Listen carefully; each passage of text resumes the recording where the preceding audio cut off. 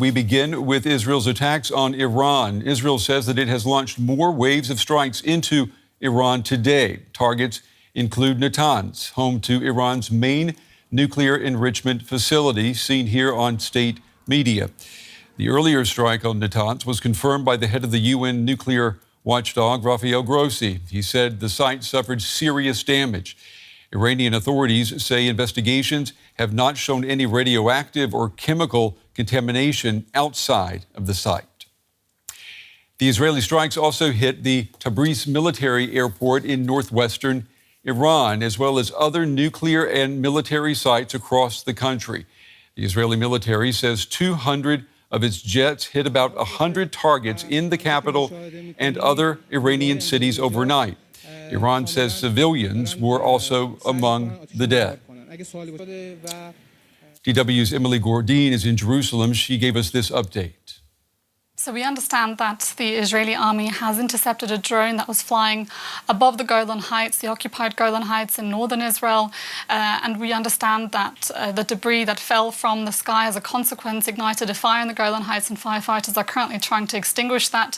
And we understand that this is one of the approximately 100 drones that Iran launched towards Israel in retaliation to the attacks that we've seen carried out throughout the day. It started in the early hours of this morning, and we're now seeing several more waves, more strikes on Iran. Now, these strikes essentially are hitting vital key nuclear facilities in Iran. Specifically, we are hearing reports, we've heard from the IDF spokesperson, that the Natanz nuclear facility was severely damaged. We also heard from the International Atomic Energy Agency, though, that other key facilities were not struck, such as the one in Fordo and Isfahan, which are more south of Tehran. Now, these are also vital facilities, and Isfahan in particular could be a future target in the coming days. Now, these strikes that were carried out by Israel throughout the day also killed several senior military commanders.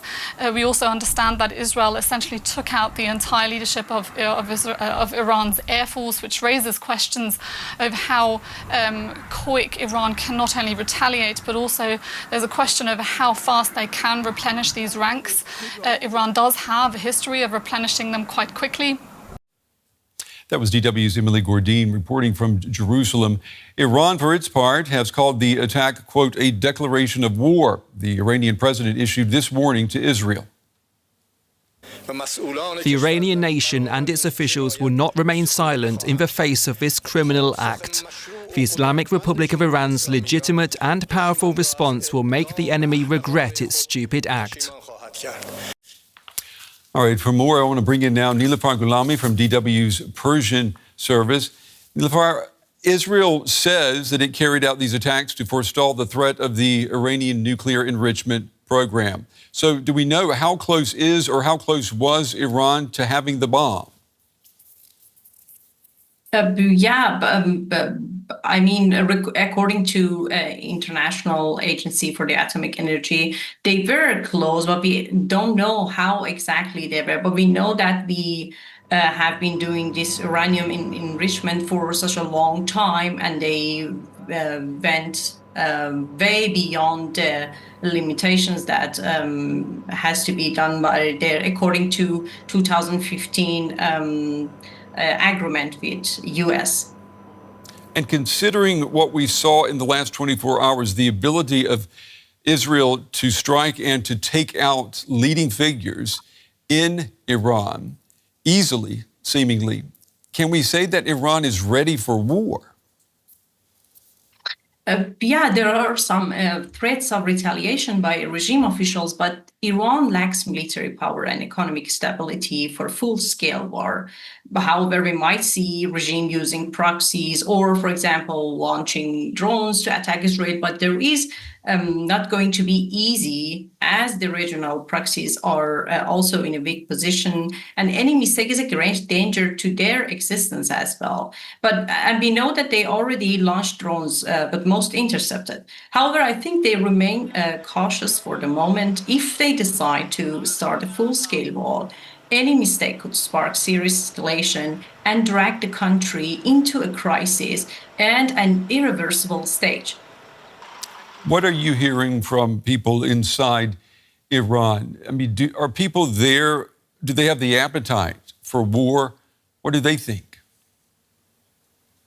Of course not. But talking to some people inside Iran and going through social media to see the reaction, I've seen a mixture of feelings. Many express relief or happiness over the deaths of generals, as all of them were involved in suppressing protesters during various movements in Iran. Or, for example, the commander of the IRGC aerospace forces was involved in the crash of flight PS 752. But you also feel widespread fear about the possibility of full-scale war and its impact on citizens' life.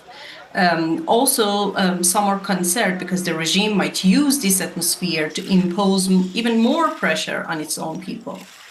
Do you think, let me just ask you before we run out of time, do you think that the fact that Iran is now under attack, do you think that that will inspire some Iranians to maybe forget about the domestic problems and to rally around the flag and to call for unity? We might see some signs of this, especially among more traditional or conservative groups. But many people in Iran already blame the Islamic Republic for these attacks, which instead of thinking about the national interests of Iranians, follows ideology of hostility and chaos in the Middle East at any cost. Niloofar Gholami from DW's Persian service. Niloofar, we appreciate your time and your insights tonight. Thank you. Thanks. Iran's state media says dozens were killed in the Israeli airstrikes, including children, and hundreds are injured. Israel says the attacks struck the heart of Iran's nuclear enrichment program. The operation marks a major escalation, and fears of a regional war are growing. Explosions overnight in Tehran, Israeli airstrikes targeting nearby military bases as well as residential buildings in the city, aiming to take out senior army leadership. The main Natanz nuclear enrichment site was seen in flames on Iranian state TV. Natanz was just one of several nuclear sites targeted, including the Iraq and Kermanshah facilities. The Tabriz Research Center was also hit, as well as military bases, ballistic missile sites, and air defenses. Iran has also confirmed that its top military commanders were killed, including Mohammad Hossein Bagheri, the chief of staff of the armed forces, seen here in file footage, as well as his deputy and the head of the elite Revolutionary Guards. Senior nuclear scientists also died in the strikes. Israeli Prime Minister Benjamin Netanyahu said the strikes aimed to take out an existential threat. Moments ago, Israel launched Operation Rising Lion, a targeted military operation to roll back the Iranian threat to Israel's very survival. We struck at the heart of Iran's nuclear weaponization program. We targeted Iran's main enrichment facility in Natanz. We targeted Iran's leading nuclear scientists working on the Iranian bomb. Protesters in Tehran denounced the strikes, while Iran vowed to retaliate. It's already sent around 100 drones towards Israel, most of which were intercepted. A news anchor read out Supreme Leader Ayatollah Ali Khamenei's statement. The regime must expect severe punishment. The powerful hand of the Islamic Republic's armed forces will not abandon it, God willing. With this crime, the Zionist regime prepared a bitter and painful fate for itself and will definitely receive it. Densely populated areas of Tehran were hit hard. Iran says there were civilian casualties, but has so far not said how many. With Israel planning to extend its strikes for days or even weeks, there are worries that the conflict could spread to a regional war. Joining me now is David Albright. He's the founder and president of the nonprofit Institute for Science and International Security in Washington, D.C. Mr. Albright, it's good to have you with us. These attacks by Israel, they seemed easy to predict. I mean, we had Iran's reaction this week to the decision by the IAEA, the UN's nuclear watchdog, saying that Iran was not in compliance with its nuclear obligations. And the reaction from Iran was an announcement that it was going to accelerate uranium enrichment. Surely the leadership in Tehran could see where that would lead. one would hope, but I don't think they understand what they're doing. I mean, they tend to escalate without thought, and when you put that their actions with the IAEA inspectors in combination with that the negotiations with the United States had stalled out, and Trump had said, you're not accepting my offer. They just must have thought that they could sort of try to stall that Israel wasn't going to attack. The United States wasn't serious, and I think they've learned the hard way that there is a limit, and when the negotiating pathways, whether direct negotiations, U.S. Iran. I mean, ultimately, the situation with the IAEA is a negotiation to get Iran to come into compliance with its obligations under the Non-Proliferation Treaty and prove that its nuclear program is peaceful, and that track dead end. And also Iran is getting close to being able to make a nuclear weapon fairly rapidly, and so you have those three factors, and I would add the international community really hasn't been able to come up with a solution for Iran. It's been going on for 2 decades, and so Israel decided to take matters into its own hands. And what is different about these strikes? Israel says that the strikes will continue. What does that tell you?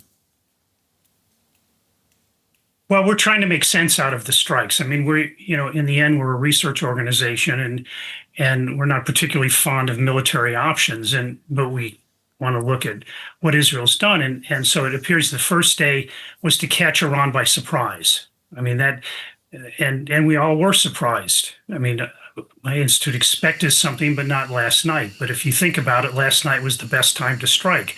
And so they did things like killing the leadership. They were killing nuclear scientists. They were trying to destroy Iran's air defenses.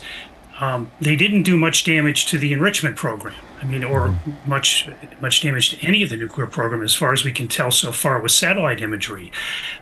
They did attack Natanz, the fuel enrichment plant, the biggest one. They took out the electrical supplies, and there were multiple electrical supplies there that they took out. They destroyed a pilot enrichment plant that's above ground that was making 60% enriched uranium, so it has symbolic value. It also was a place where they did centrifuge research and development, so it hurts.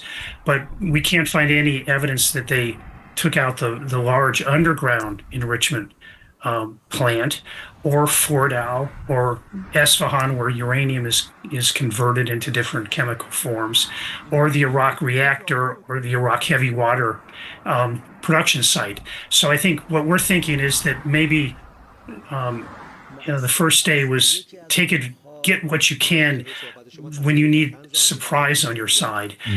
Next days will be systematically to start going after these fixed sites where essentially they can't move. The centrifuges will be there tomorrow, as they are today. Also, waiting also allows these sites to be evacuated. I mean, there's International Atomic Energy Agency inspectors at these sites, and by not hitting them on the first night, avoids the possibility of actually injuring or killing some inspectors and Iranian personnel. I mean, I think I don't think Israel has an intention to just kill a lot of the nuclear people. It's picking them out selectively.